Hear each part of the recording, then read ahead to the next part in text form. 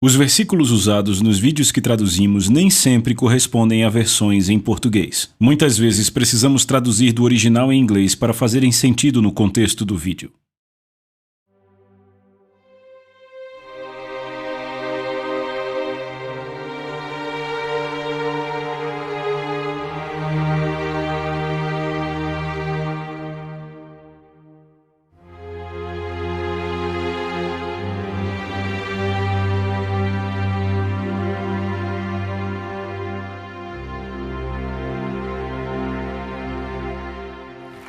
Obrigado, Pai. Obrigado, Jesus. Oh, amém, amém, amém. Pai, em nome de Jesus, obrigado outra vez por falar conosco, e não só falar conosco, mas liberar em nossas vidas o Espírito Santo e o temor do Senhor, que é o deleite de Jesus.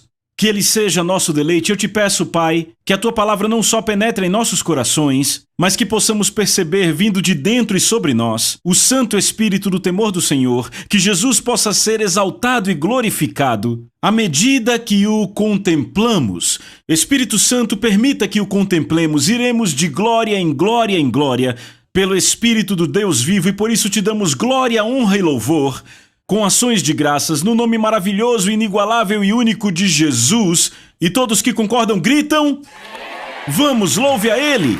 Louve a Ele! Amém!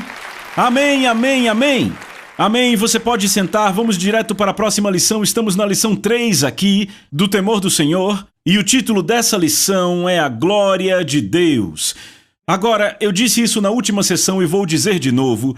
Continuaremos a discutir a glória de Deus ou sua grandeza, porque não conseguimos respeitá-lo ou honrá-lo adequadamente, sem saber exatamente o quão grande ele é. Você diz amém para isso? Uma explicação, deixa eu trazer um cenário aqui para você, falando hipoteticamente. Digamos que há um homem e uma nação, e que essa nação é a maior nação do mundo, e este homem fez as maiores, mais profundas, mais significativas descobertas científicas já conhecidas à raça humana. E não só isso, ele é um designer e fez todos os maiores projetos, não apenas para sua nação, mas para todo o mundo. Suas descobertas científicas beneficiaram não só a sua nação, mas as nações do mundo. E ele não só é um cientista, mas também um grande atleta. De fato, não há outro atleta em sua nação maior do que ele. Não importa o campo, não importa a arena. Este homem, não importa a modalidade, é o maior de todos. Não apenas isso, ele não é o maior apenas na ciência, no design, nos esportes. Ele também é o governante desta maior nação do mundo. Então consideremos isso. Ele decide fazer uma viagem e vai para outra nação, uma nação menor, muito inferior à sua. Esta pequena nação para a qual ele vai foi grandemente beneficiada pelas suas descobertas científicas e projetos, por todas as grandes coisas que ele trouxe, mas ele decide quando vai a essa nação: eu irei sem a minha comitiva real. Eu não irei com as minhas vestimentas reais. Eu vou visitar essa nação como um homem comum. Eu vou colocar a minha camisa polo, minha calça jeans e vou andar pelas ruas dessa nação, que é muito inferior à minha nação. O que aconteceria? Eu imagino que as pessoas o tratariam como uma pessoa comum. Talvez até fossem um pouco rudes com ele às vezes porque ele é apenas um visitante. Talvez ele não receba tanta atenção ou respeito. Sabe o que é impressionante? Na sua nação, quando ele está em casa, todo lugar que ele vai, multidões se reúnem só para vê-lo aonde quer que ele vá. Ele recebe grande honra e atenção. No entanto, ao visitar essa pequena nação, onde ele não é familiar, eles o ignoram, não o tratam bem, não dão a ele nenhuma honra, nem ajuda ou assistência. Você consegue imaginar isso? Agora vejamos o relato de João sobre Jesus vindo a esse mundo. João 1, 10 e 11 diz: ele estava no mundo, e o mundo foi feito através dele, e o mundo não o conheceu. Ele veio para os seus, e os seus não o receberam. Assim como esse grande homem indo a uma nação inferior, que ele grandemente beneficiou, Jesus, aquele que fez o mundo e nos deu toda a sabedoria para as grandes descobertas científicas, veio. O mundo foi feito por ele, mas o mundo não o conheceu e ainda pior, ainda mais trágico, é que ele veio para os seus, aqueles que procuravam por ele, aqueles que pregavam sobre a sua vinda, que se beneficiaram pelas suas promessas de aliança, aqueles que foram libertos do cativeiro por causa do seu grande poder. Ele veio para os seus e os seus não o receberam. Não só eles não o reconheceram, eles não o receberam. Deus dá razão para isso. Ele profetizou através do profeta Isaías e Jesus citou as palavras de Isaías que disse: visto que esse povo se aproxima de mim com suas bocas e com seus lábios me honra, mas o seu coração está longe de mim e o seu temor para comigo é ensinado por mandamentos de homens. Mandamentos de homens. A Bíblia Amplificada diz assim: o seu temor e reverência para comigo são um mandamento de homens aprendido por repetição, sem nenhuma consideração pelo significado. Então veja o que Deus disse. Ele disse que o povo de Israel basicamente reduziu a grandeza do Senhor ao nível do homem corruptível, não considerando o significado sobre quem é o Senhor. Eles serviam a Deus na imagem que haviam criado, não segundo a sua verdadeira imagem, mas de acordo com padrões feitos por homens. O seu temor para com ele era ensinado por mandamentos de homens. Então seus padrões, as formas como o viam, eram feitas através de mandamentos de homens. Entendem isso? Para deixar bem simples, eles tornaram Deus muito menor do que ele realmente é. Você está comigo? De fato, esta foi a mesma rota da transgressão de Adão. Isso não ficou isolado apenas a uma geração. Ainda acontecia quando Jesus veio à Terra. Isso vinha acontecendo de geração a geração a geração. Era a mesma rota, como eu disse, da transgressão de Adão. Infelizmente, Adão e Eva também deram ouvidos à sabedoria da serpente. A serpente disse em Gênesis 3:5, porque Deus sabe que no dia em que dele comerdes, seus olhos serão abertos e vocês serão como Deus. Foi algo fútil da parte de Adão pensar que algum dia ele poderia ser como Deus. Você está comigo? Esse é um bom lugar para dizer amém. Na vaidade da sua mente, Adão reduziu a grandeza de Deus. Foi exatamente o que o próprio Lúcifer fez, aquele que era o querubim ungido do céu, o líder de louvor e adoração. Lúcifer disse: eu vou subir. Eu vou ser como o Todo-Poderoso. Na sua própria mente, Lúcifer reduziu a imagem de Deus, a sua grandeza, ao nível dele. Ele era um grande querubim, o maior do céu, mas ainda assim ele reduziu o nível de Deus ao seu próprio. Foi assim que ele conseguiu seduzir Adão e Eva. Ele tirou o temor do Senhor para que eles pudessem desobedecer a Deus. Vejam, a raiz de toda desobediência, a raiz de todo o pecado é a falta do temor do Senhor. Você pode dizer amém? Os filhos de Israel no deserto fizeram exatamente a mesma coisa. Se você lembrar, Deus levantou um libertador. Israel estava em cativeiro há 430 anos. Escravos do Egito. Deus levantou um libertador chamado Moisés, que na verdade foi levantado como um príncipe. Na casa do faraó que mantinha o povo de Israel cativo, Deus se revelou para Moisés no Monte Sinai com a sarça ardente. Deus disse: eu vou libertar o meu povo e você vai ser o libertador que eu vou usar. Moisés liberta o povo do Egito. Sabe o que é mais impressionante para mim é o seguinte: quando eu olho para Moisés, ele foi levantado da casa mais maravilhosa, tinha todos aqueles serviçais a seu dispor, tinha tudo que o dinheiro comprava, mas você nunca o vê saindo do Egito dizendo: eu quero voltar para lá, era melhor no Egito. Ele passou pelas mesmas dificuldades do povo de Israel, mas o povo de Israel vemos constantemente dizendo: era muito melhor lá no Egito. Mas Moisés pensou: quer saber? O que me chamou a atenção em Deus, o que me fez nunca dizer eu quero voltar, foi que eu tive um vislumbre da grandeza do Senhor na sarça ardente. Eu ouvi a palavra da boca dele, então eu tenho que guiar esse povo para aquele monte. Foi por isso que Deus disse a Faraó: deixe meu povo ir para me adorar no deserto. Ele não disse: deixe eles irem para terem a terra prometida, porque ele os levaria à terra prometida sem primeiro apresentá-los a própria promessa. Se você leva o povo às promessas de Deus sem primeiro apresentá-lo ao próprio Jesus, tornarão a terra prometida em um lugar de idolatria. Então Moisés disse: eu tenho que levá-los ao monte onde eu encontrei Deus. E quando chegou àquele monte, disse: certo, pessoal, façamos assim. Deus falou comigo e disse que Ele quer revelar a vocês a grandeza dEle, a sua glória. Repitam: a sua glória.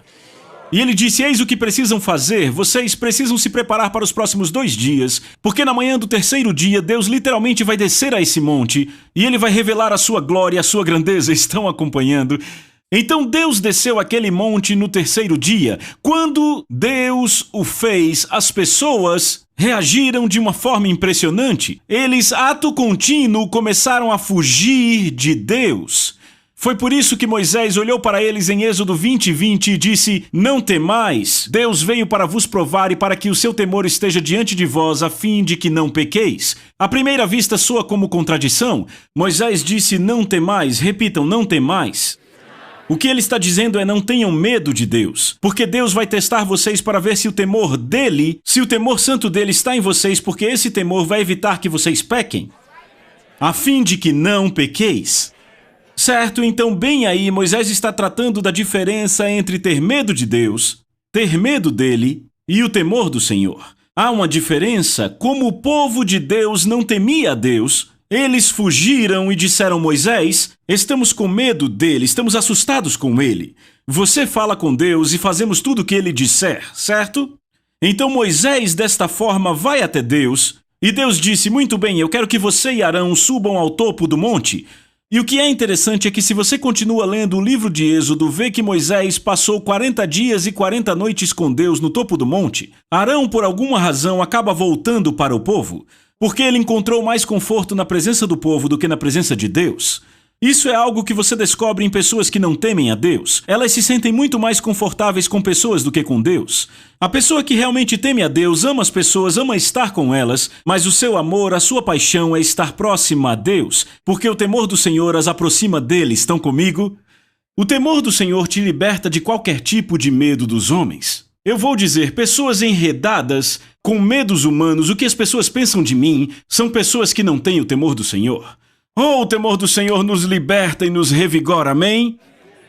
Então o que acontece é que quando Moisés está no topo do monte, Deus se revela para ele, certo? Mas sabe o que Arão faz? As pessoas se juntam a Arão. Arão tem uma chamada de liderança em sua vida, um dom para a liderança, e isso tem uma certa qualidade, isso atrai as pessoas. Se alguém tem o dom da liderança, as pessoas são atraídas para essa pessoa, faz parte deste dom. Arão tinha esse dom em sua vida, pessoas eram atraídas a ele, e as pessoas então se juntaram, e sabe o que disseram a ele? Disseram: Arão, faça para nós um Deus que irá diante de nós. Arão então diz a eles que entreguem ouro e prata, ele derrete o ouro e a prata, e com todo aquele metal derretido ele faz um bezerro dourado. Conhecemos a história, certo? Agora veja o que acontece em Êxodo 32, verso 4. Depois de feito o bezerro, o povo de Israel declarou: disseram: este é o teu Deus, ó Israel, que te tirou da terra do Egito. Agora, a palavra original para Deus aí é a palavra hebraica Elohim. Elohim é usada aproximadamente 2.000 vezes no Velho Testamento. Na maioria das vezes, Elohim se refere ao Deus Todo-Poderoso a quem servimos. Há algumas vezes, várias vezes eu diria, em que Elohim é usada no Velho Testamento para descrever um Deus falso. Estão acompanhando? Agora eu vou deixar bem claro, também se refere ao próprio Deus. Em Gênesis há 30 ocorrências só no primeiro capítulo. Deus criou os céus e a terra. A palavra para Deus aí é Elohim. Então temos que ler isso em contexto para entender de quem ele está falando. Então disseram: este é o teu Deus, ó Israel, que te tirou da terra do Egito. De quem eles estão falando, descobrimos isso no versículo seguinte, verso 5. Arão então lhes disse: amanhã será festa ao Senhor. Veem a palavra Senhor? A palavra hebraica aí para Senhor é a palavra Jeová ou Yahvé. Este é o único e verdadeiro nome de Deus, que é tão sagrado que mais tarde o hebraico o escreve até sem vogais. Este nome, Jeová ou Yahvé, nunca é usado para descrever um Deus falso na Bíblia. O que aconteceu foi que aquele bezerro saiu do fogo e o povo disse: eis aí está Elohim. que nos libertou do Egito, e Arão disse: amanhã será festa ao Senhor, apontando para aquele bezerro, e no dia seguinte houve dança e tudo mais. Vocês se lembram disso? O que é impressionante é o seguinte: eles não olharam para o bezerro e disseram: eis aí está algum deus egípcio que nos libertou do Egito. Disseram: aí está Yahvé. Eles não negaram que Yahvé os havia libertado do Egito. Eles ainda confessavam que Yahvé os tinha libertado do Egito. Eles ainda confessavam que ele era o Deus a quem deviam servir. No entanto, reduziram a imagem dele, de quem ele é, para uma imagem que era familiar a eles na sociedade em que viviam há mais de 400 anos, um bezerro dourado.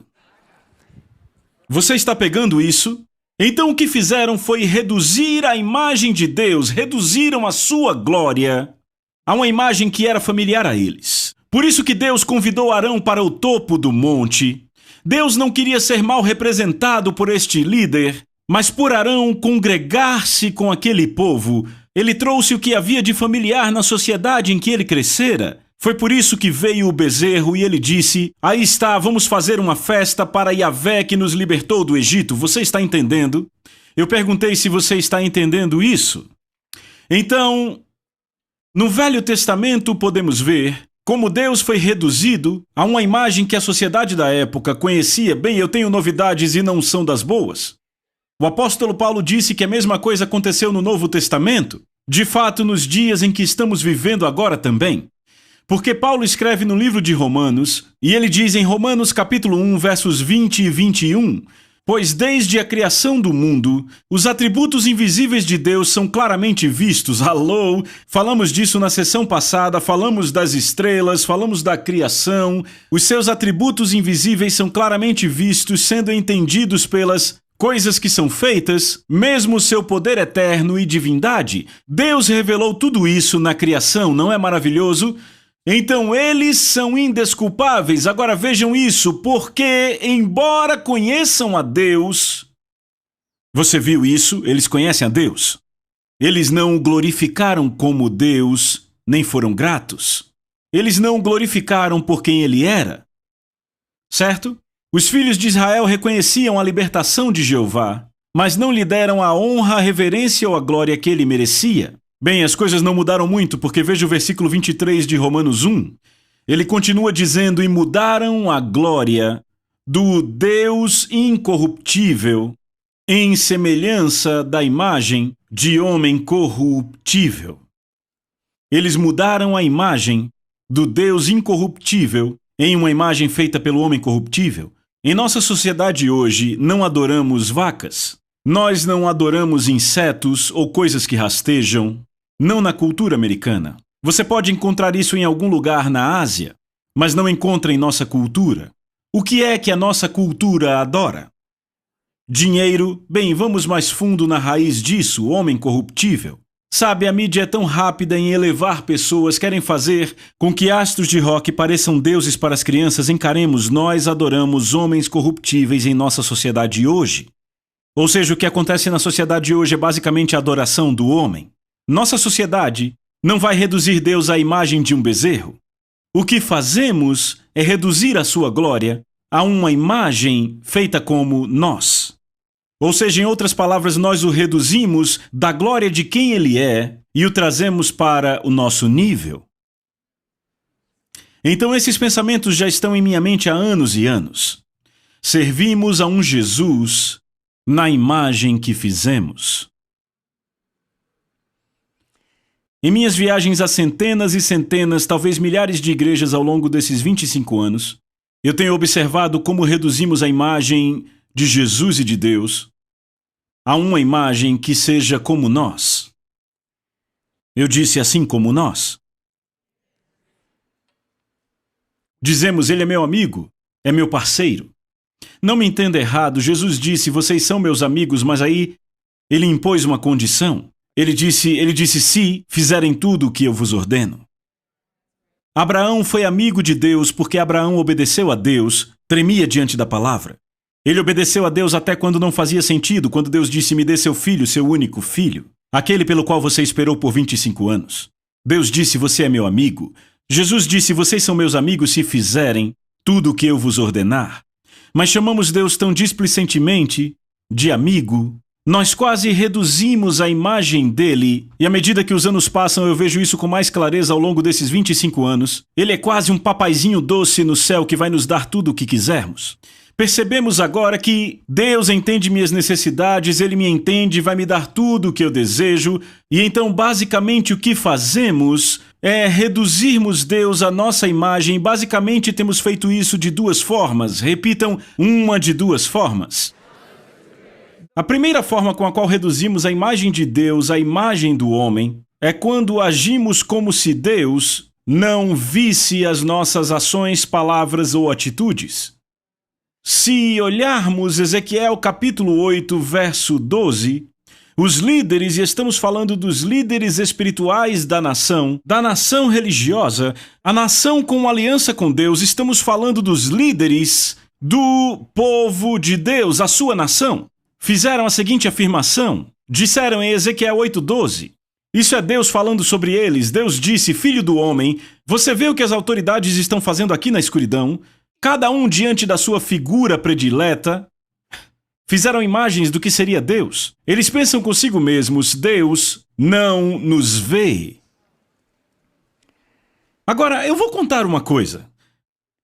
Você nunca poderia, se estivesse em uma nação como Israel, dizer que Deus não existe. E você nunca poderia, numa nação como essa, com a história que tinham, dizer que a nação não era vista por Deus com a sua mente consciente. Isso não era algo que eles estavam apenas dizendo em voz alta um ao outro. Eu, pessoalmente, creio que isso é algo que eles desenvolveram no fundo dos seus corações por causa da falta do temor do Senhor. Eles consideraram que Deus era igual ao resto de nós, porque eu posso esconder minhas razões de você. Eu posso esconder intenções de você. Eu posso esconder coisas de pessoas. Então eles acharam que poderiam esconder o que estavam fazendo de Deus. Foi assim que reduziram a imagem de Deus à imagem dos homens. É assim que as pessoas hoje podem reduzir a imagem de Jesus, de quem ele realmente é, para um homem falho, porque se realmente lermos o Novo Testamento, perceberemos que Hebreus 4:13 diz, não há nada, repitam, nada, que possa ser escondido de Deus. E eu quero dizer isso de novo, não há nada que possa ser escondido de Deus. Eu estou lendo do Novo Testamento. Eu não estou lendo o Velho Testamento aqui. Esse é o escritor aos Hebreus. É um dos últimos livros do Novo Testamento, ok? Não há nada que possa ser escondido de Deus. Rapaz, eu quero que você deixe isso penetrar. Você não esconde nada dele. Mas é impressionante como tentam. Você ficaria impressionado em ver como alguns, até inconscientemente como os líderes de Israel, pensam: Deus não nos vê. Porque se você realmente cresce que nada é escondido de Deus, eu aposto que você não falaria daquele ministro como falou daquele ministro. Eu aposto que você não falaria sobre o seu irmão da forma como vem falando sobre ele. Eu penso que alguns de vocês até questionariam os filmes que andam assistindo. Se realmente soubesse que está entrando ali com o Espírito do Senhor. Eu não estou sendo legalista. Um legalista é um assassino. Eu odeio o legalismo. Deus odeia o legalismo. Deus odeia o legalismo. Mas sabe o que é interessante? Quando eu estive na prisão com Jim Baker, ele disse que Deus falou com ele algo. E eu nunca esqueci isso. Sabe, falávamos isso há 16 anos atrás. Mas Jim disse que Deus falou com ele na sua cela de prisão enquanto ele estava orando um dia, quase chorando. E disse: Jim, por que o meu povo se entretém com exatamente as mesmas coisas que enfiaram pregos nas minhas mãos?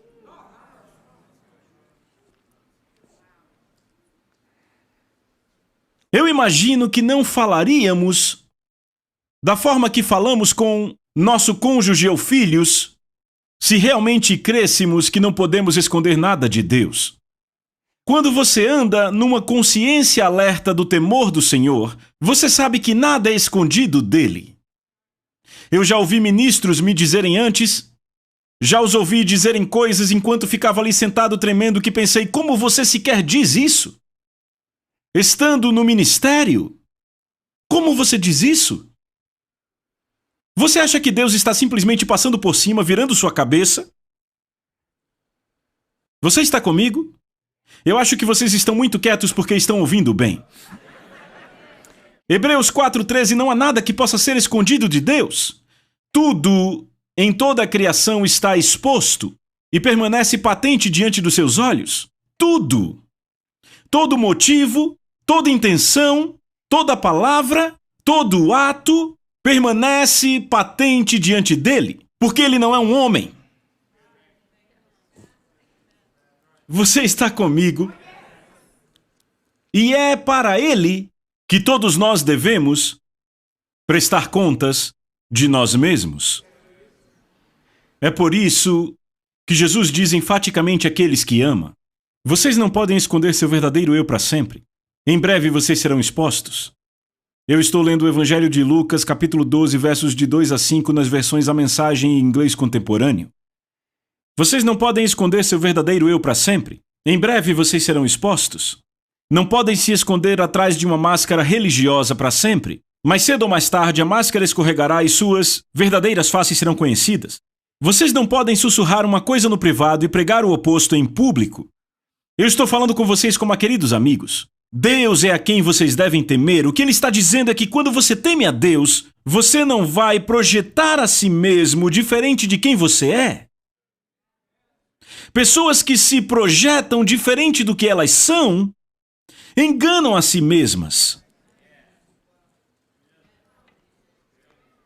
Paulo disse: eu sirvo a Deus com a consciência pura, ou seja, eu evito que a minha consciência seja contaminada.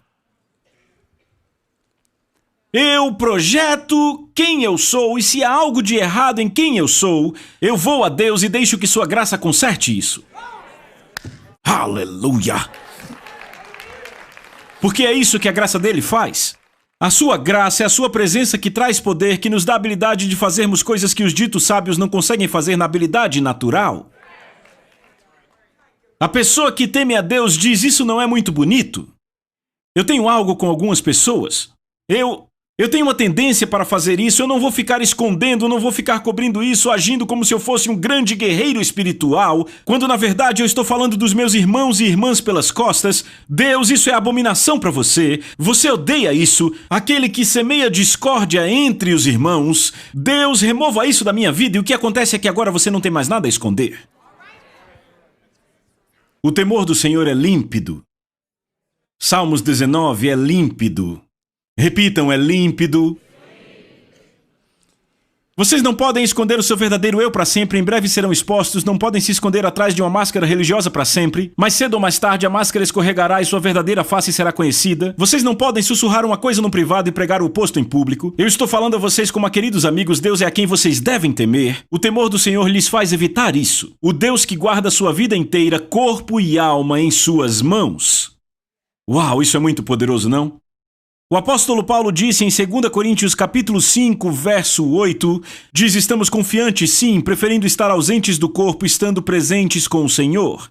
Sabe, aí Paulo está falando apenas a cristãos, porque um pecador ausente do corpo está no inferno. Essa não é uma afirmação grosseira, é apenas uma afirmação. Devemos lembrar que Jesus disse: eu não vim para condenar o mundo, eu vim salvar o mundo. Porque o mundo já estava condenado, ele veio nos salvar daquilo que já estávamos condenados, certo? Mas Paulo diz bem aqui que quando estamos ausentes no corpo, estamos na presença do Senhor. Por isso ele está falando a cristãos. Ele diz no verso 9, por isso nosso alvo, quer presentes ou ausentes, é agradar ao Senhor. O temor do Senhor nos faz querer agradá-lo sempre. Sabe, muitas vezes temos que fazer uma escolha. Eu agrado aqueles que eu estou vendo ou agrado aquele que eu não vejo. O temor do Senhor o mantém diante de você. Davi disse: tenho sempre o Senhor diante de mim. Ele se mantém diante de você para que você não ofenda aquele que você não vê, mesmo que tenha que ofender aquele que você vê. Verso 10. Por quê? Por que fazemos do nosso alvo agradá-lo? Porque importa que todos nós, ele está falando apenas a cristãos, todos nós, repita, todos, que todos nós compareçamos diante do tribunal de Cristo, para que cada um receba segundo o bem ou mal que tiver feito por meio do corpo. Veja o próximo verso: e assim, conhecendo o temor do Senhor, persuadimos os homens.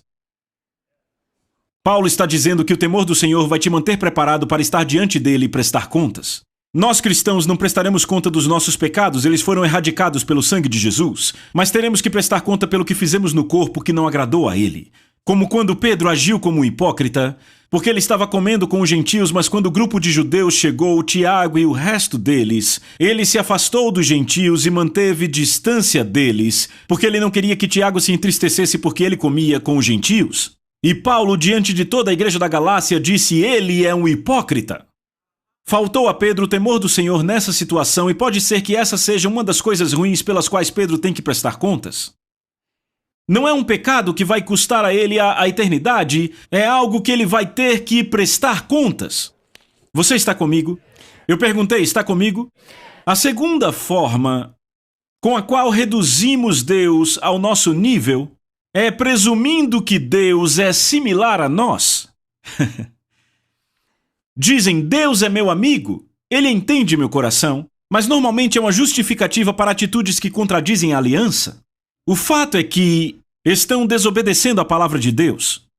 Ouçam o que Deus diz em Salmos 50, do 16 ao 22. Deus diz: o que estão tramando, citando minhas leis, conversando como se fôssemos bons amigos. Ele diz: você aí pregando. Sabe, Deus não vai dizer isso a alguém que está no bar, que não quer nada com Deus, que todo domingo de manhã chega de ressaca em casa. Sabe, as pessoas no bar não dizem, sabe, segurando uma cerveja: eu tive uma grande revelação de Deus, estava lendo a palavra dia desses. Não, ele não está falando para aquele pecador que está na rua. Ele está falando de pessoas pregando sua palavra, que chamam a si mesmas de amigas de Jesus. Ele diz: o que vocês estão tramando, citando minhas leis como se fôssemos bons amigos? Vocês nunca atenderam a porta quando chamei? Jesus disse: eis que estou à porta. E tratam minhas palavras como lixo? Vocês se recusam a me deixar corrigi-los, e não venha com correção para mim. Meu Deus me ama, não vem não colocar essa condenação sobre mim. Vocês se recusam a me deixar corrigi-los, rejeitam meus comandos. Se encontrarem um ladrão, farão dele um parceiro.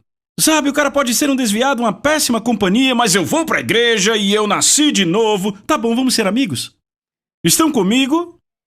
Ele diz: você encontra um ladrão e faz dele seu parceiro, adúlteros são seus amigos. Ah, tudo bem divorciar, é um novo modelo. É uma nova versão melhorada. Ela é uma adúltera, traiu seu marido, mas todo mundo na igreja, tudo bem, nós temos necessidades.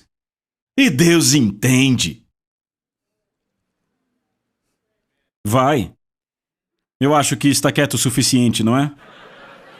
Adúlteros são seus amigos por escolha, sua boca baba imundícia. Sabe, a Bíblia nos ordena: evite conversas tolas e profanas. O temor do Senhor te afasta disso. Quando o espírito do temor do Senhor está em você, você tem um vigia na sua boca.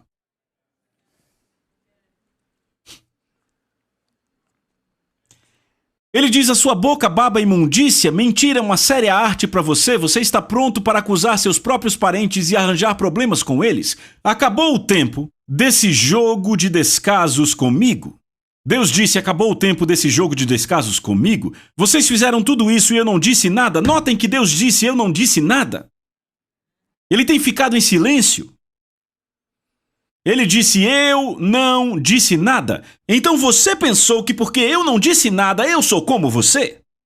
Isso é Deus falando. Você achou que pelo fato de eu não dizer nada, de não te corrigir imediatamente, você presumiu que estava tudo bem para mim, que eu era simplesmente como você. Mas agora eu faço essa reprimenda e resolvo esse caso com vocês. As únicas pessoas a quem Deus chama de amigas na Bíblia são aquelas que tremem diante da sua palavra e são rápidas para obedecer, não importa o custo. Amém? Em essência, eu vou encerrar, mas quero que você pense nisso. Paulo disse que nos últimos dias reduziríamos a imagem do Deus incorruptível, esse que eu preguei na última sessão, que mede o universo com a palma da mão, que o reduziríamos à imagem do homem corruptível. Vão fazer de Deus seu brother. E eu estou falando num sentido bem frouxo aqui. O temor do Senhor faz com que você evite isso. Te mantém seguro, para que você não caia no que Adão e Eva caíram, ou no que os filhos de Israel caíram. Desejem o temor do Senhor. Foi o deleite de Jesus, que também seja seu. Te vejo na próxima sessão.